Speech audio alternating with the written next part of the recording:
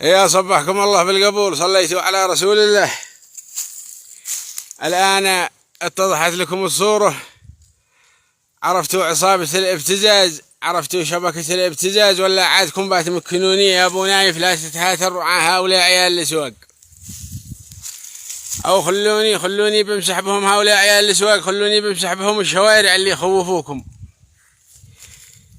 أبو نايف بيتحمل السب، ما هو انتو. خلوهم يقولوا ما يقولوا، معروف ابن السوق ايش كلامه معروف. خلوهم يقولوا اللي بيقولوا، خلوهم يفتشبوا وخلوهم يزوروا، خلوهم يقولوا اللي يشتوا يقولوا. الاثباتات والدلائل موجوده عند ابو نايف داخل الجوال، خلوهم يتكلموا، ما عليكم، خلوهم يتكلموا بيناتنا في التالي. بيناتنا يدروا حل مصلاب، قولوا لهم بيناتنا يدروا حل مصلاب. قلنا لكم هذه شبكة ابتزاز وعصابة ابتزاز، ابتزت كم من أسر وجلدت همه بالعملة الدولار، وعندي كل ما يثبت. لا تمكنوني يا أبو نايف، أنت كبير وأنت لك قدرك ولك مكانتك بين الناس، لا تدخل مع عيال الأسواق. وش بغاب أبوها الشهرة، وش بغاب أبوها الشهرة إذا قد ما حذرت الناس من العصابة هذه؟ وش بغاب أبوها الشهرة، وش بغاب أبوها الصفحة، وش بغاب أبوه الفيسبوك إذا قد ما حذرت الناس من خطر هذه العصابة؟ وش بغى فيه؟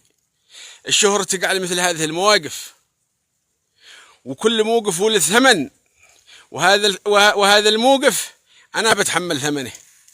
خلوهم يقولوا على أبو نايف ما يقولوا. أبو نايف أنتوا عارفين من هو، أبو نايف العرقمي عارفين متابعينه من هو.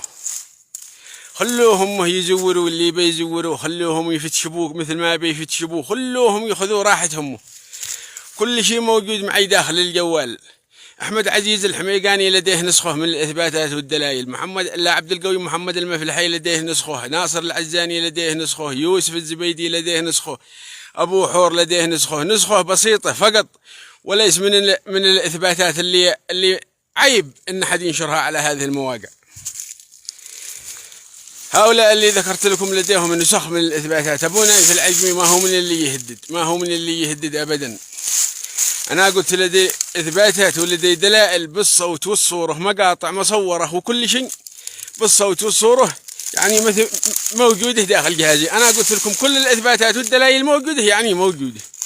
وزودت بعض الأصدقاء وبعض المتابعين بنسخ بسيطة، ومنعتهم من النشر. قلت لهم امتنعوا عن النشر حتى نشوف حل، لأن مثل هذه الأشياء أشوف أنها أشياء خادشة أنها تنتشر على المواقع.